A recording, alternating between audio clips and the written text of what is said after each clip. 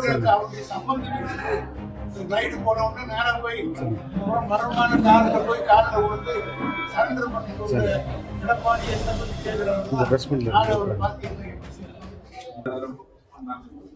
உங்களுக்கு எல்லாருக்கும் தெரியும். தேர்தல் வந்து 4 மாதம் தான் இருக்கும். சொல்லணும்னா 100 நாட்கள் தான் இருக்கு.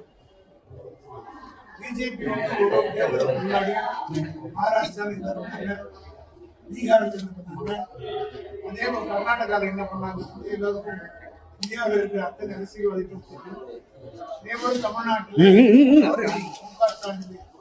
ஆட்சி மிக சிறப்பாக செயல்படுகிறது வந்து அனைத்து தரப்பு மக்களுடைய ஆதரவு பெற்ற ஒரு ஆட்சியாக இருக்கிற காரணத்தினால் இதை தாங்கிக் கொள்ள முடியாமல் எதையாவது திசை திருப்பலாமா என்ற எண்ணத்தின் அடிப்படையில் ஒன்றிய அரசு, இடி, சிபிஐ, எலெக்ஷன் கமிஷன் இது மூன்றையும் கையில் வைத்துக் கொண்டு எதையாவது செய்யலாம் என்ற முயற்சி.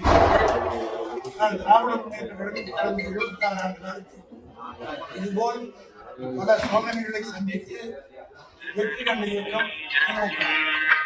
ஆக இதுபோல் ஈடிகளோ அல்லது சிபிஐயோ எந்த என்கொயரி நடத்த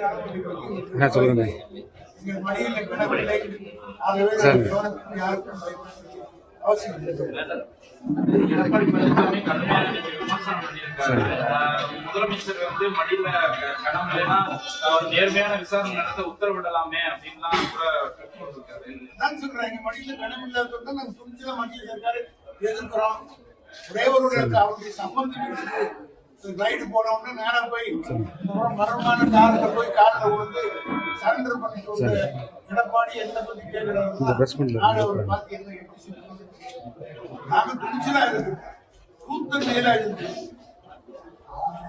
மோடி அரசை, ஒன்றிய அரசை மிக துணிச்சலோடு இன்றைக்கு இருக்கு. இந்த மடியில கணக்கு தான் நாங்கள் பயந்து தான் ஆகும். இவருடைய சம்பந்தி வீட்டில் ஒரு ரைடு பண்ண உடனே இவர் மகனை ஆட்சிட்டு ஒரு மிகப்பெரிய புள்ளி ஆட்சிட்டு மூஞ்ச மூடிக்கிட்டு காரில் போனாரு. நாங்க தைரியமாக பேசி போறோம். இதே மதுரையிலேயே நேற்றுக்கு வீர முழக்கம் விட்டுதான் போயிருக்காரு இந்த பள்ளி. அதனால இன்னைக்கு இதெல்லாம் சகஜம். இந்த மாதிரியெல்லாம் பார்த்து வளர்ந்த கட்சி இந்த கலைஞர் வந்து அந்த மாதிரி வளர்த்துருக்காரு. இதெல்லாம் நாங்கள் பயன்பட மாட்டோம். எடப்பாடி கிட்ட பேசுற அருகதையும் யோகி குறிப்பா மூத்த அமைச்சர்கள் மட்டும் குறி வச்சு இப்படி பண்றாங்க சார். பெரியசாமி அவங்க வந்து குடும்பத்துக்கு இருக்காங்க. மகாராஷ்டிரா என்னாச்சு, சரத்பவார் குடும்பத்தை ஆள் தாக்கலை திமுக ஒன்றும் தொட்டுப்பா கூட முடியல. இது எதோ செய்ய பார்த்தாலும் இந்த கட்சி ஒன்றும் பண்ண முடியல. அதனால் கட்சியில் இருக்கிற மூத்த தலைவர்கள் ஏதாவது எதையாவது போட அடிக்கதான் பங்கு உண்டு. அதுபோல நீங்க வழக்கு போட போட ஒவ்வொரு அமைச்சரும் உறுதியாக நிற்பாங்க. யாரும் உணவு ஏன்னா இந்த ஏற்கனவே 50 ஆண்டு காலம் எங்களை வழி நடத்துகிறார் கலைஞர். திருப்பரங்குன்றம் விவகாரத்துல உச்ச நீதிமன்றம் போயிருக்கதா சொன்னாங்க. இப்ப அரசியலுக்காக அந்த மதம் முதலே தூண்டுவதாக நிச்சயமாக நீங்கள்லாம் ஊடகங்கள் மதுரையை சார்ந்தவர்கள் திருப்பரங்குன்றத்துல என்ன நிலைமைன்றது நீங்க பாக்குறீங்க. உள்ளூர் மக்கள் இன்னைக்கு தெளிவாக இருக்கிறாங்க. இன்னைக்கு கூட காலையில 3000 ஐயப்ப பக்தர்கள் திருப்பரங்குன்றம் கோயிலுக்கு மலைக்கு கோயிலாம் போயிருக்கிறாங்க. அமைதி அங்கே நிலவுகிறது. வெளியே இருந்து போய் இந்த கலவரம் செய்ய பாக்குறாங்க. அயோத்தியில கூட யாருக்காக முதல்ல கலவரத்தை ஆரம்பிச்சு முதல் கமிஷன் வழியாக அந்த யாத்திரையை குஜராத்ல இருக்கிற அத்வானி தானே வந்து அங்க நடத்தி பண்ணாரு. அதனால ஒரு குழப்பத்தை இங்க பண்ணலாமா நம்ம பண்றேன். ஆனா மதுரை மண் வரலாற்று அந்நியர்களுக்கு விடுவாங்க, மற்றவர்களுக்கு இடம் கொடுத்தாங்க. இந்த மன்னருடைய பெருமையை அறியாதவர்கள் சீண்டி பார்க்கிறார்கள். இதே மண்ணிலே தான் திருப்பரங்குன்றத்துடைய கும்பாபிஷேகத்தை அறநிலையத்துறை மிக பிரமாண்டமானவரை எழுச்சியாக நடத்தினார். ஒரே ஒரு அசம்பாவிதம். அதே போல திருச்செந்தூர் முருகனுக்கு சம்பாரம் நிகழ்ச்சி நடைபெற்றது. அங்கேயும் கோடி லட்சக்கணக்கில் கூடினார்கள். எல்லா ஆண்டையோட இந்த ஆண்டு அதிகமான கூட்டம் மத்தியில் ஊழல் பார்த்த ஒரே ஒரு அசம்பாவிதம் மக்களும் பக்தர்களும்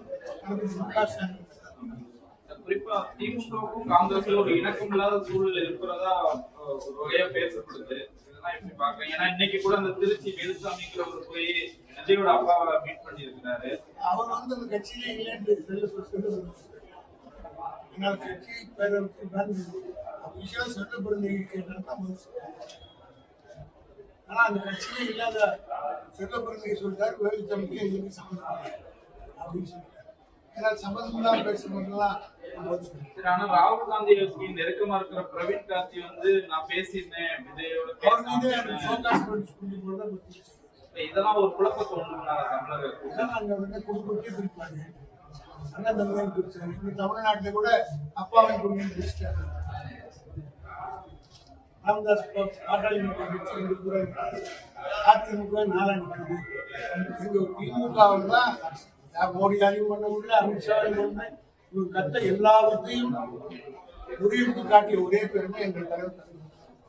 நிக்ஷா பேசும்போது அடுத்த இலக்கு ஒன்று வெஸ்ட் பெங்கால், இன்னொன்று தமிழ்நாடு. இங்கதான் நாங்கள் வந்து ஆட்சி அமைப்போம், திமுகவை நாங்கள் வெளியேற்றோம். போன பார்லிமெண்ட் எலெக்ஷன் முன்னாடியே சொன்னாங்க. மோடி 8 முறை வந்தார், அமித்ஷா 10 முறை வந்தார். 39 40